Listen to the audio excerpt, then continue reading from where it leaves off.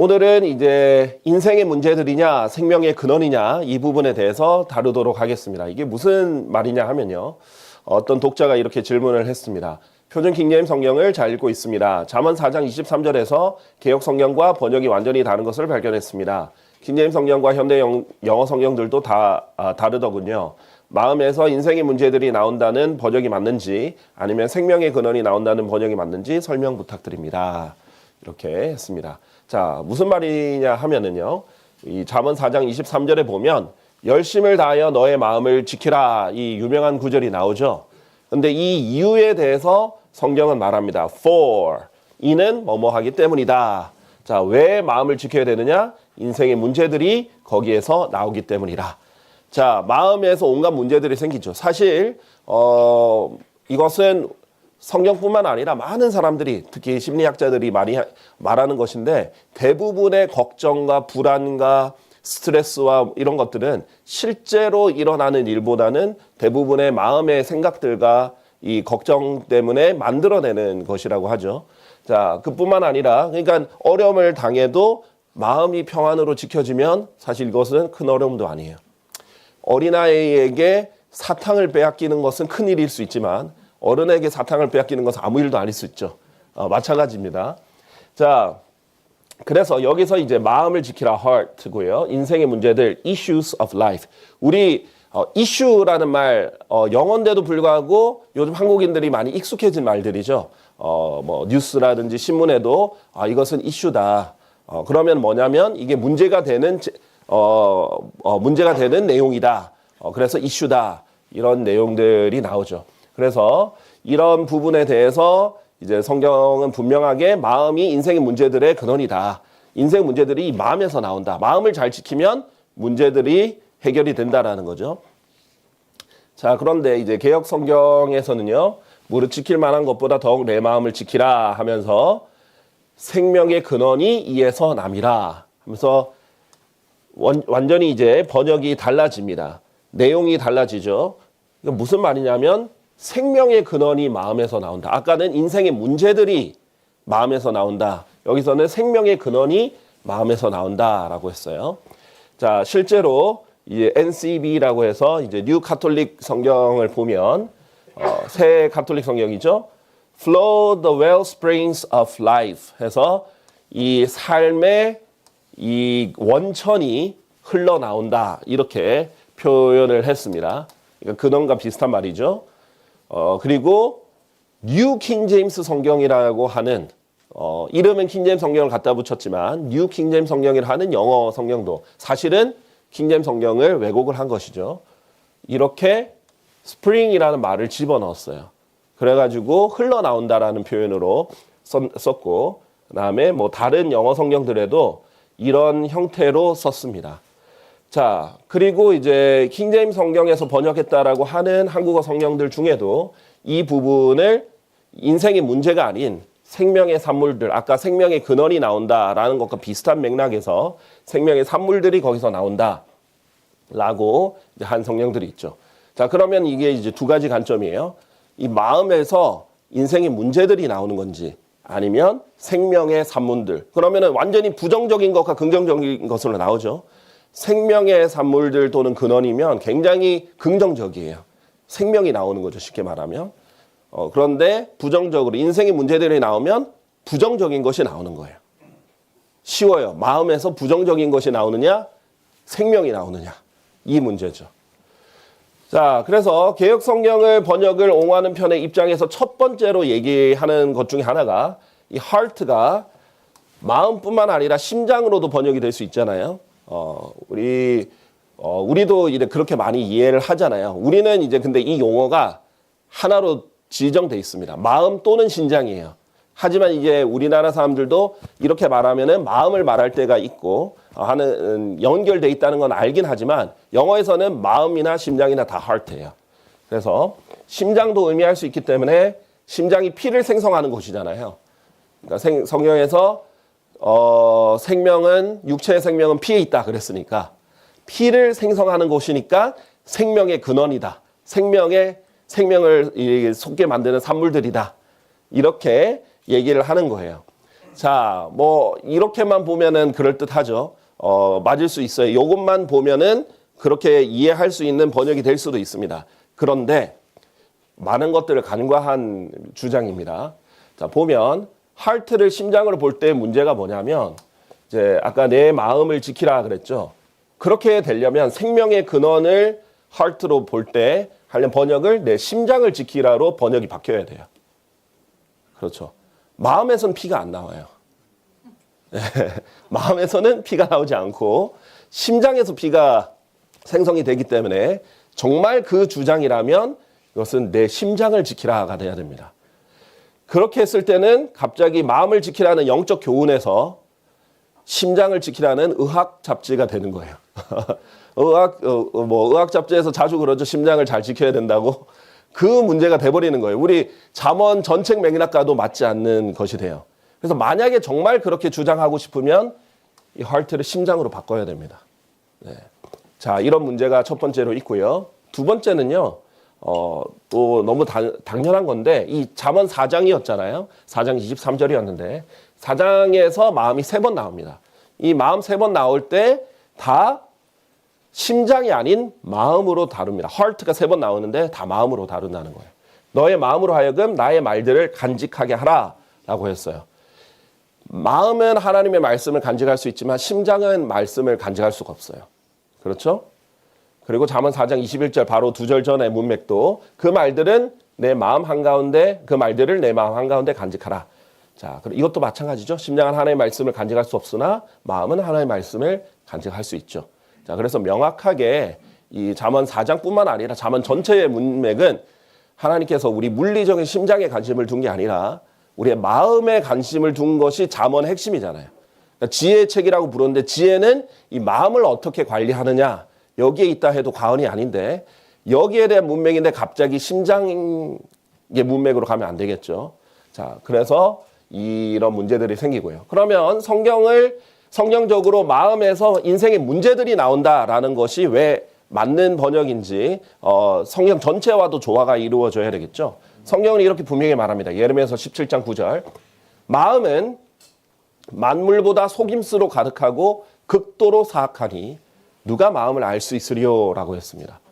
자, 이게 일반적인 하나님께서 보신 일반적인 사람의 마음에 대한 평가예요.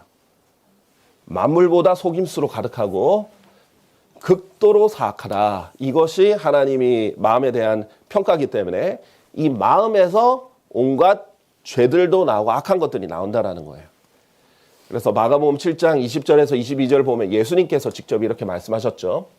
그 사람에게서 나오는 것, 나온다라고 했죠. 아까 전에 말한 것처럼 이 사람에게서 나오는 것, 그것이 그 사람을 더럽히느니라. 이는 속에서 곧 사람들의 마음에서 뭐가 나오느냐? 악한 생각들과 간음들과 음행들과 살인들과 도둑질들과 탐욕과 사악함과 속임수와 음란과 악한 눈과 신성모독과 교만과 어리석음이 나오기 때문이라. 마음에서 온갖 인생의 문제들이 나오는 거예요. 자, 인류 전체적으로 보세요. 인류의 문제는 결국 뭐예요? 죄예요. 인간에게 문제가 들어온 것은 죄가 들어오면서 첫사람 아담의 인간이 첫사람인 아담이 죄를 짓고 죄가 인류에 들어옴으로써 모든 문제들이 생겨났거든요. 전쟁도 죄 때문에 일어나요. 어떤 제도나 어떤 유엔 같은 기구나 협회를 만든다고 해서 전쟁이 사라지지 않습니다. 유엔이 만들어지고 나서 아직 전쟁은 수백 번 더 일어났어요. 그런 것들로 해결되는 게 아니에요. 인간의 욕심이 있는 한, 죄가 있는 한 계속 폭력을 써서라도 빼앗으려고 한단 말이에요. 인간이 죄가 있는 한 사기를 쳐서라도 돈을 취하려고 한단 말이에요. 이익을 취하려고 한단 말이에요. 인간이 죄가 있는 한 살인도 있고 강간도 있고 방화도 있고 온갖 것들이 다 일어난단 말이죠. 마음이 문제인 거예요. 이 마음이 죄의 공장이기 때문에 인생의 문제들이 여기서 쏟아져 나오는데 이 마음을 잘 관리하고 지키면 많은 문제들을 해결할 수 있는 것이죠. 자, 이것이 이제 성경적인 일관적인 말입니다. 그래서 마음은 죄의 공장과도 같아서 이렇게 문제들을 찍어내죠. 계속해서. 생명을 내진 않습니다. 그래서 하나님께서 보시면 창세기 8장 21절에 사람의 마음의 상상이 그의 어린 시절부터 악하다. 어릴 때부터 악한 것이 마음이다. 이게 성경의 마음이 나온 첫 용례예요. 그러니까 하나님의 마음이 우리의 마음의 악함을 보고 슬퍼하시는 것. 이것이 마음에 대한 첫 정의입니다. 성경에. 자, 그래서 마음에서는 죄가 나오기 때문에 생명이 나올까요? 사망이 나올까요? 사망이 나오죠. 죄의 대가는 사망이요. 생명의 산물이 나오는 게 아닌 거죠. 그럼 무엇이 생명의 원천인가? 무엇이 생명의 근원인가? 명철은 그것을 지닌 자에게 생명의 근원이라. 또 잠언 13장 14절 지혜로운 자의 법은, 자, 여기서 지혜로운 자는 일반적으로는 이제 하나님의 말씀을 잘 듣고 실행하는 지혜로운 자지만 가장 지혜로운 자는 누구죠? 예수 그리스도입니다. 예수 그리스도는 지혜 그 자체로 부르십니다. 그런데 이 지혜로운 자의 법은 생명의 원천이다. 이렇게 얘기를 합니다. 자, 이게 같은 잠언에서의 정의예요. 생명이 근원과 원천은 어디서 나오는 거예요? 예수 그리스도께로 나오고 예수님의 말씀에서 나오는 거죠. 우리의 더러운 마음에선 생명이 흘러나올 수가 없어요. 자, 그래서 요한계시록 21장 6절에 보면 그리고 그분께서 나에게 이같이 말씀하셨느니라. 다 이루어졌도다. 나는 알파와 오메가요 시작과 끝이라. 내가 목마른 자에게 생명수의 원천에서 값없이 주겠노라. 누가 주는 거예요? 생명의 근원을? 예수님께서 주시는 겁니다. 자, 요한복음 4장 14절 그러나 누구든지 내가 줄 물을 마시는 자는 결코 목마르지 아니하리라. 예수님께서 하신 말씀이죠. 오히려 내가 그에게 줄 물은 그 안에서 영원한 생명으로 솟아오르는 샘물이 되리라. 이러고 이것을 성령님이라고 하죠. 그래서 우리가 예수님을 통해서 성령님이 우리 안에 있어서 계속 생명을 내고 계시죠. 자, 그래서 우리는 보통 세상에서 뭐라고 해요? 너의 마음을 따라가. 너가 하고 싶은 것을 해. 그런데 그곳으로 가면 그 길의 끝들은 사망이죠. 그런데 그 자기가 옳다고 생각하는 길이 있으면 그 끝은 사망이라고 했단 말이에요. 그런데 우리는 마음을 따라가는 게 아니라 우리가 원하는 대로 가는 게 아니라 성령님을 따라가면 생명이 계속 나오는 겁니다. 자, 이것이 이제 성경의 일관적인 표현이기 때문에 마음을 가지고 생명의 산물이나 생명의 근원이다 라고 말하는 것은 성경 전체의 조화에 어긋나는 것입니다. 그래서 성경은 조화의 법칙을 철저하게 따라서 번역과 해석이 돼야 되기 때문에 그런 것이죠. 자, 그러면 전도서 3장 11절에 마음에 뭐가 있냐라고 했냐면 그분께서는 모든 것을 저마다 그분에 대해 아름답게 만드셨느니라. 또한 그분께서는 그들의 마음속에, 사람들이죠, 마음속에 세상을 두시어 아무도 하나님께서 조성하시는 일을 시작부터 끝까지 발견할 수 없게 하셨느니라 했어요. 사람의 마음에는 기본적으로 뭐가 있냐면 세상이 있어요. 구원받지 않은 사람 말하는 거예요. 전도서는 기본적으로 해 아래에 있는 사람들과 해 아래에 있는 것들을 보는 거예요. 그래서 구원받지 않은 일반적인 사람들은요, 마음속에 세상이 있어요. 그래서 세상에 몰두하느라 하나님이 조성하시는 일을 시작부터 끝까지 발견할 수가 없는 거예요. 하나님의 일을 발견 못하고 세상의 일에 몰두하고 있고 세상에 마음을 두고 있기 때문이에요. 그래서 그리스도인은 하늘 아래에 있는 사람이 아니에요. 우리의 생활 방식은 하늘에 있는 사람이고 우리의 영이 하늘에 있는 사람이거든요. 그래서 그리스도인에게는 이게 세상 사람들의 마음속이죠. 부동산, 주식, 은, 근, SNS, 유행, 승진, 성공, TV 프로그램, 연예인, 차, 노후, 돈 이런 것들, 이게 기본적으로 사람의 마음속에 있는 거예요. 기본적으로 사람의 마음속에 막 거룩해지고 싶고 막 이런 것이 아니라 영원을 향해 있고 이게 아니라 세상이 있는 거예요. 그런데 개역 성경에서는 이 부분이, 그리고 현대 카톨릭 성경이나 현대 성경들에서는 어떻게 돼 있느냐? 영원을 사모하는 마음을 주셨다라고 돼 있어요.